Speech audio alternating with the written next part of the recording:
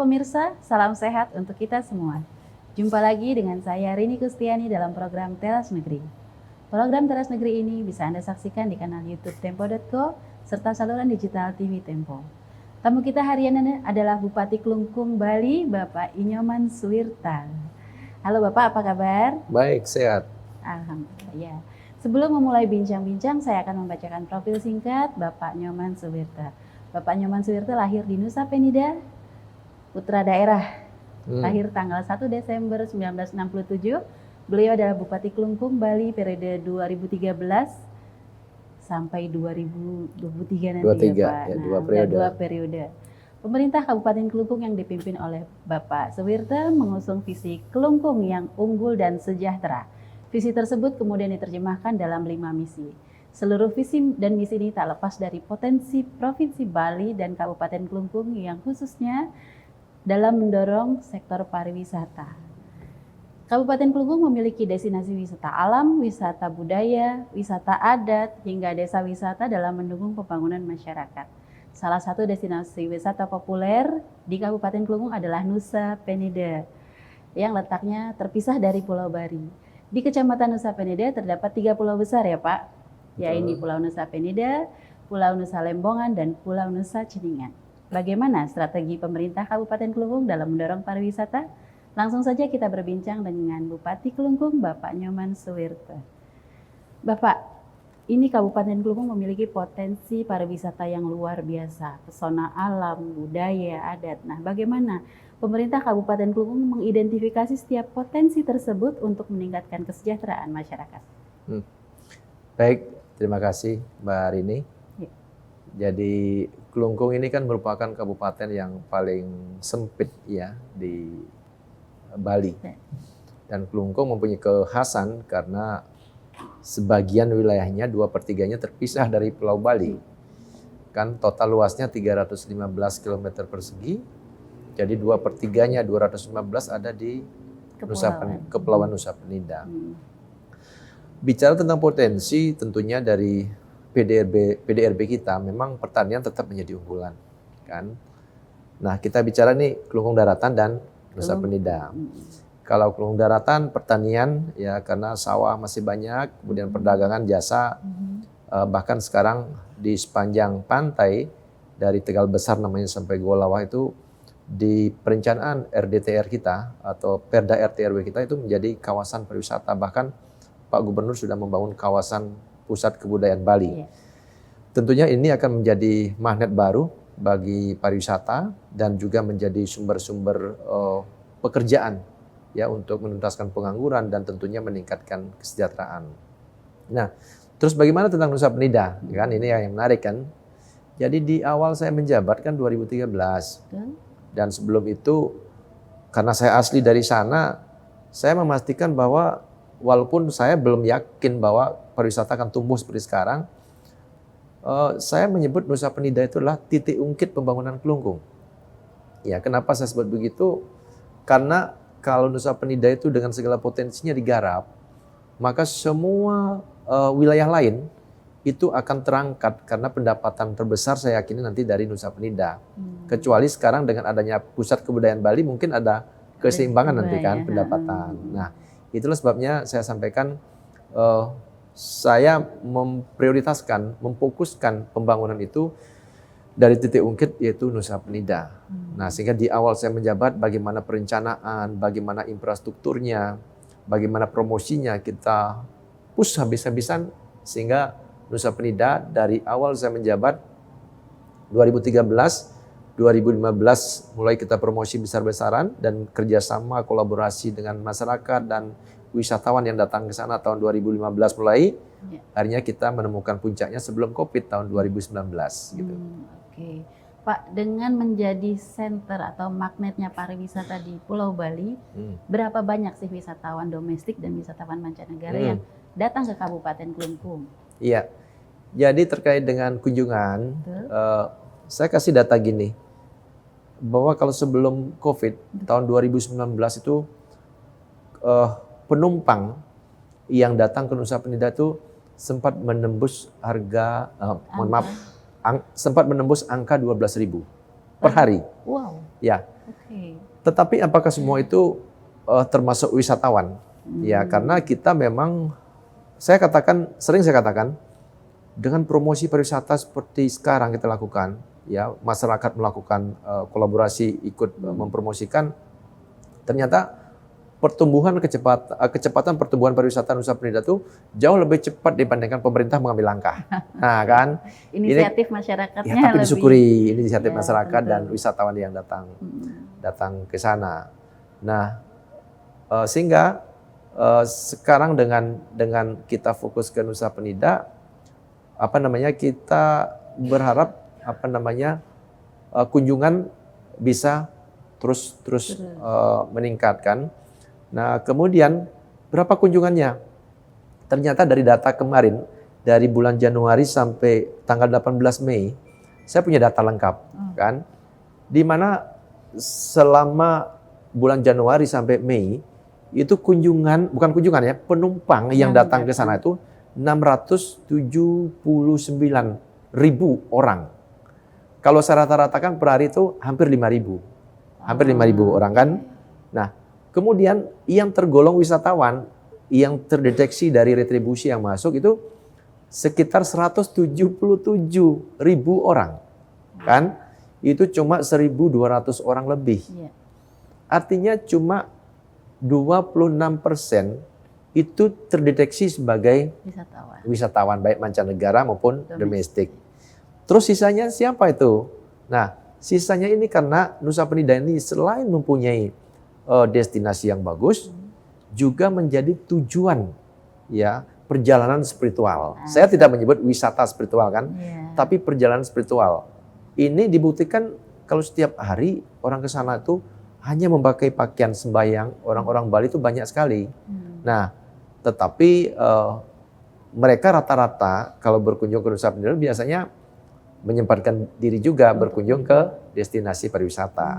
Nah, itulah sebabnya saya meyakini bahwa Nusa Penida ini dengan perjalanan spiritualnya, ada pura dalam pet di sana, ada pura Giri Putri, dan ada tempat spiritual yang lain. Saya yakini kolaborasi ini yang menyebabkan Nusa Penida itu banyak dikunjungi oleh pengunjung, baik itu menjadi wisatawan maupun menjadi penekun spiritual. Nah, berarti ada magnet lain nih Pak di dalam Betul, Nusa Penida betul. yang mampu menarik kunjungan. Nah, sebenarnya berapa lama tuh Pak? Bapak kan disebut 117.000 wisatawan ya. Berapa lama sih mereka berada di Nusa Penida dan mereka ngapain aja gitu? Nah, kalau melihat kunjungan saya ke Nusa Penida itu kita lihat hampir 80%-nya lah.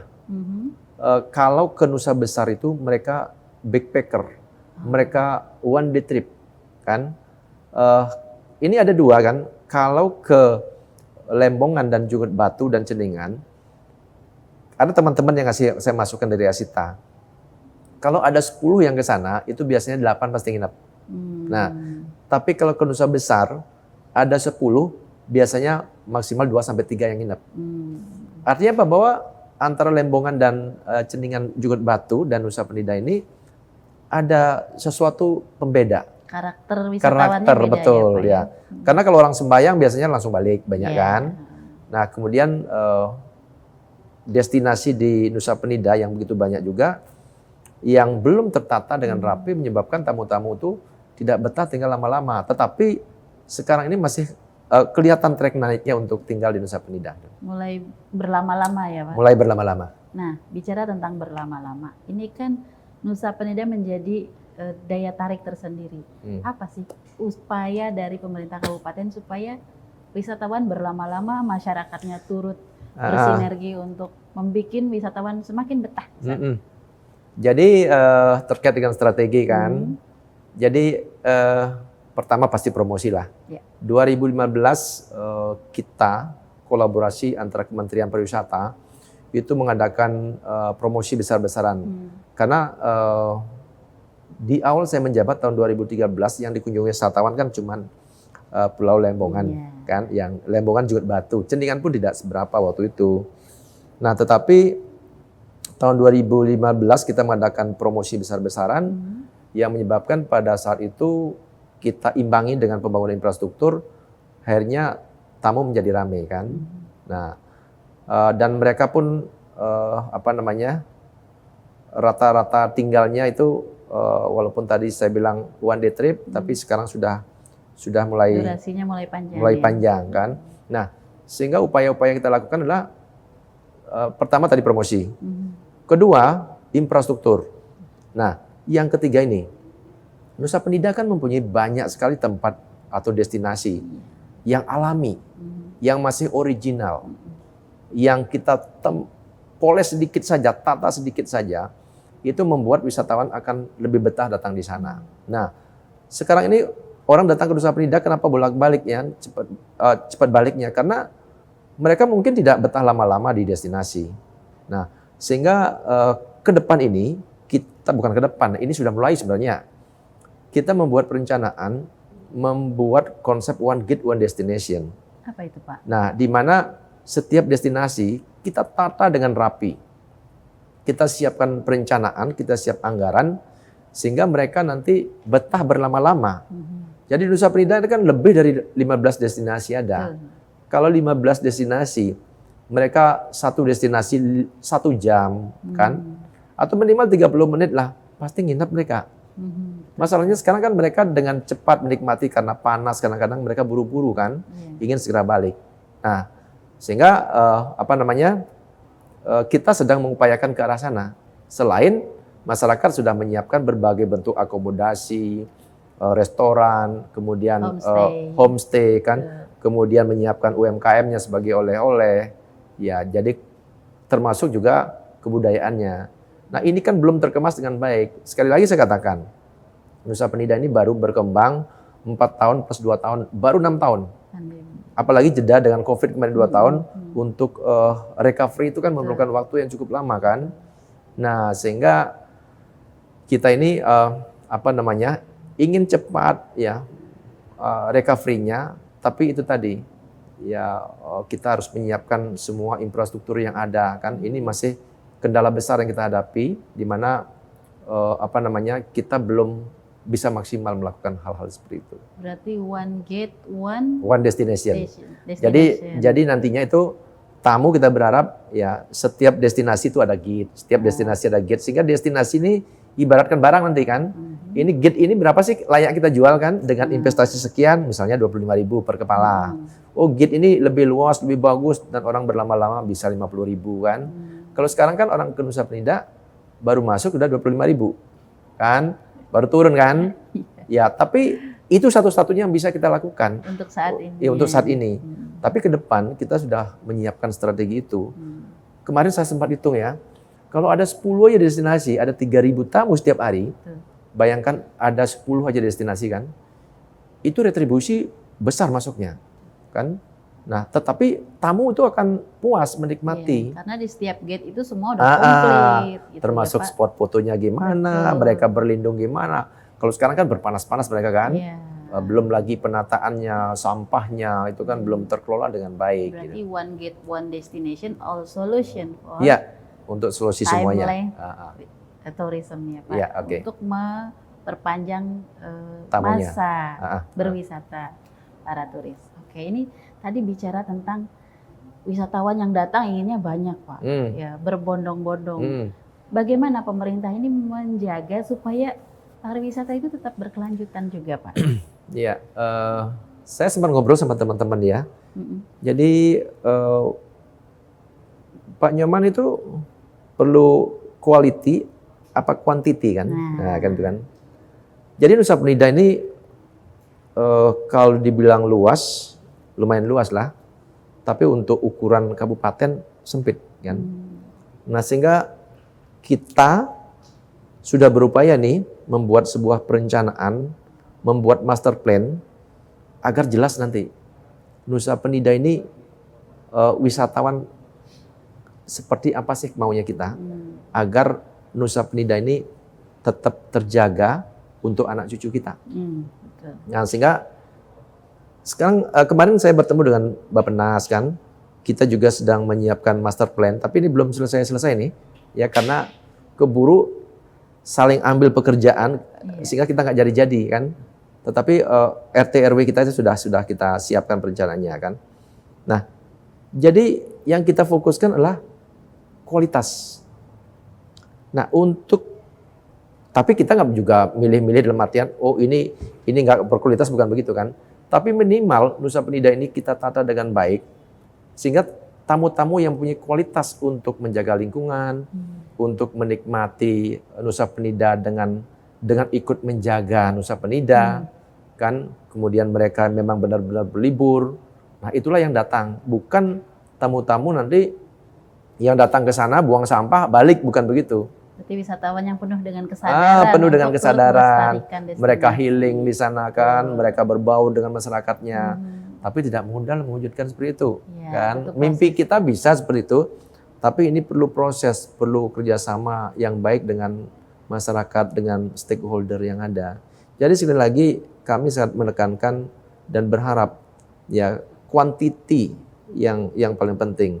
Tapi ketika bicara quantity, kita harus perlu proses nih, kesadaran pemerintah, peran pemerintah, kesadaran masyarakat, dan kolaborasi dengan semua pihak itu kan. Quality Ya. Oke, bicara tentang mau meningkatkan nih kualitas pariwisata di Kabupaten Kelungkung, terutama di Nusa Penida. Apa sih yang pemerintah kabupaten butuhkan dalam mendorong itu? Entah mungkin infrastruktur atau promosi yang seperti itu, Pak? Kebutuhan yang paling utama adalah sumber daya manusia. Itu pasti. Kan kita bicara tentang infrastruktur, tapi kalau sumber daya manusia tidak mendukung, itu juga tidak akan maksimal. Tapi tentunya peran pemerintah ini dulu nih, kan, peran pemerintah. Nah, sehingga kalau sumber daya manusia sudah kita dapatkan, dukungan-dukungan infrastruktur ini wajib. Dan ini saya buktikan kemarin, di awal saya menjabat 2014 belum ada tamu loh. Ternyata setelah diaspal sedikit saja pada saat itu, tamu itu langsung membludak kan. Pertama kan saat ngaspal kan, diaspal jalannya bagus. Ternyata masyarakat sudah mulai ngerubah mobilnya, yang dulu pickup, sudah menjadi mobil untuk charteran ya, Pak. Charteran kan. Ya. Nah, itulah menyebabkan ya menjadi rame. Nah, kemudian untuk infrastruktur, Nusa Penida ini kan ada 8 konstelasi kebijakan nasional yang sering saya sampaikan, yang sering saya ungkapkan, yang sering saya paparkan di depan baik itu kementerian, bahwa ada 8 kebijakan nasional yang kalau itu dilaksanakan oleh kementerian terkait, saya kira Nusa Penida ini sudah bisa digarap ya, dan bisa menghasilkan uang dengan cepat. Apa itu? Satu, KSPN, Kawasan Strategis Pariwisata Nasional. Yang kedua, KKP, Kawasan Konservasi Perairan. Ya. Ketiga, kawasan Minapolitan. Minapolitan itu kan rumput laut di sana tuh kan banyak sekali. Yang sampai sekarang saya menjadi bupati merasa berdosa belum bisa menangani rumput laut itu dengan baik, di mana mereka itu kadang-kadang sering mengeluh di saat produksi banyak, ya harganya turun, kan? Nah, kemudian di sana juga statusnya kawasan sumber bibit sapi Bali. Ya, saya mengeluarkan SK loh, tidak boleh ada sapi di luar Nusa Penida yang masuk ke sana, karena sapinya di sana tuh bebas penyakit ngorok. Nah, makanya kalau yang mau bibit sapi itu ke Nusa Penida jadi bibit sapi kan. Jadi ini sudah penelitian UNUD yang kemudian diusulkan kepada Kementerian Pertanian mengeluarkan SK bahwa Nusa Penida itu sebagai wilayah sumber bibit sapi Bali. Makanya kalau orang nyari bibit sapi Bali seharusnya di Nusa Penida. Nah, ini sekaligus promosi nih kan. Ya. Kemudian KPPN, Kawasan Prioritas Perdesaan Nasional. Ini status terakhir ya, yang kita dapatkan dari Kemendes. Nah, kemudian pulau terluar dengan keputusan Presiden. Paling selatan. Ya, dan Coral Triangle kan. Karena dengan KKP itu kan koralnya pasti bagus. Ya, Minapolitan tuh ada ikan, ada rumput laut dan lain sebagainya kan. Ya. Nah seharusnya dengan status itu Nusa Penida ini bisa segera menjadi penghasil pendapatan asli terbesar, sehingga apa yang disebut tadi titik ungkit pembangunan Kelungkung itu ada di Nusa Penida, menghasilkan uang untuk membangun di Kelungkung daratan dengan segera. Berarti kuncinya di Kabupaten Kelungkung ada di Nusa Penida. Di Nusa Pak, Penida, tetapi dengan pembangunan pusat kebudayaan Bali, ini menambah lagi nih. Dia tadi titik ungkitnya ada 2 nanti. Makanya terima kasih sama Pak Gubernur Bali kan. Jadi hamparan yang luas itu sekarang sedang digarap menjadi pusat kebudayaan Bali. Tapi Nusa Penida ini yang sudah kencang ini kan Nusa Penida kan. Saya sempat menyampaikan Nusa Penida ini kalau dikasih duit segera jadi duit. Kan? Nah, cuman sekarang ini walaupun bertahap saya tetap mengucapkan terima kasih. Di akhir masa jabatan saya pembangunan infrastruktur lebih digenjot. Tapi belum selesai juga kan. Ternyata membangun ini waktu 10 tahun ini cepat sekali rasanya. Dan saya merasakan ini belum, itu belum kan. Tapi karena kita selalu melihat apa yang terjadi di masyarakat, selalu melihat apa yang dibutuhkan, akhirnya rasanya serba kurang aja kan. Gitu. Memang belum bisa memenuhi semuanya kebutuhan masyarakat. Tapi setidaknya sudah ada perubahan atau peningkatan untuk kesejahteraan masyarakat. Pak, ini sektor pariwisata terpukul berat ketika pandemi, Pak. Kemudian dalam proses pemulihan dan mungkin Bapak tadi sudah menyampaikan data, pergerakan pariwisata di Kelungkung ini sudah mulai tumbuh ya, Pak. Nah, menurut Bapak apa sih tantangan pariwisata ke depannya, Pak? Terutama di Bali atau di Kelungkung, Pak? Kita tentunya belajar dari COVID ini kan. Tapi sebelum itu saya masih ingat satu pidato saya agar sektor pariwisata ini kan tidak didukung oleh keindahan alam saja, tapi sektor lain ini merupakan sektor pendukung. Satu, kita bicara pariwisata, bagaimana ikannya atau seafoodnya, bagaimana sayurnya kan, bagaimana UMKM-nya, bagaimana budayanya, itu menjadi satu kan. Nah, bahkan saya sempat pidato ya lumayan mengingatkan pada bulan Oktober tahun 2019 sebelum COVID kan, ya agar masyarakat itu jangan sampai meninggalkan sektor-sektor lain yang mendukung pertanian, mendukung pariwisata seperti pertanian, rumput laut, peternakan, kerajinan dan lain sebagainya. Karena pariwisata ini kan riskan sekali kan terhadap wabah kan. Nah sampai saya mengatakan ingat sepi waktu ramai, karena Nusa Penida itu dulu sepi sekali. Pada saat jadi ramai kita jangan sampai takabur, sampai sombong kan. Nah makanya untuk itulah tantangan yang paling besar kita adalah tetap bagaimana kita menjaga sumber daya manusianya di sumber daya manusia. Nah, dan tentunya tantangan berikutnya bagaimana kita mempercepat percepatan infrastruktur di sana. Kan?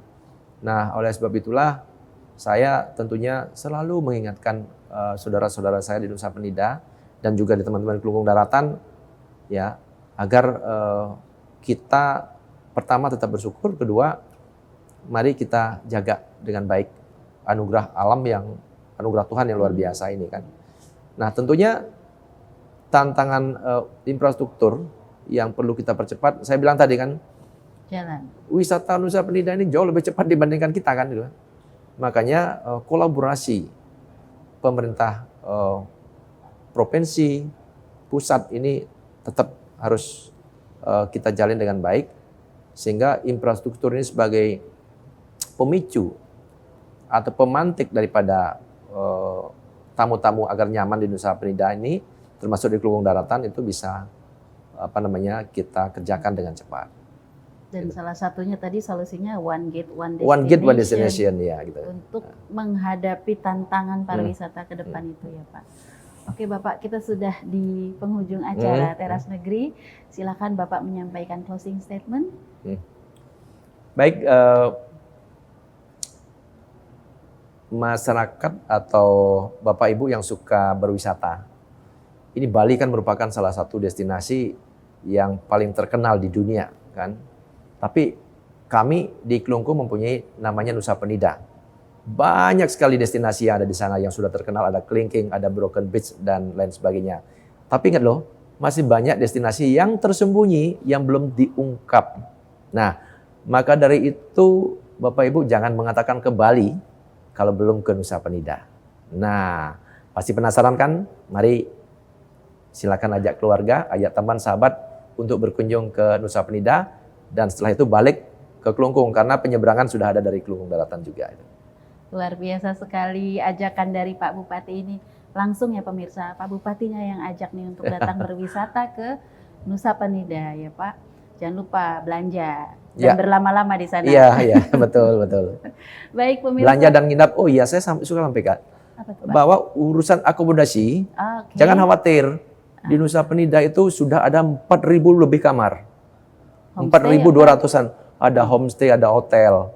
Kan tinggal pilih mau ya, Pak. mau yang budgetnya 1 juta ke atas, mau yang budgetnya di bawah 500 ada. Restoran pun ada lebih dari 400 restoran, kan? Jadi destinasi tempat diving, snorkeling itu udahlah pokoknya banyak. Akomodasi lengkap, aktivitas komplit. Iya. Mari berlama-lama, mari belanja, happy, healing sempurna ya Pak. Healingnya lagi satu. Kalau mau semedi di sana tuh pokoknya ngelihat laut yang selalu eksotik berubah setiap hari kan. Mantap sekali. Terima kasih Bapak. Terima kasih. Baik pemirsa, Teras Negeri akan kembali berbincang dengan sejumlah kepala daerah yang banyak memberikan inspirasi untuk kemajuan negeri. Saya Rini Kustiani beserta kru yang bertugas pamit undur diri. Sampai jumpa. Ya. Makasih Bapak.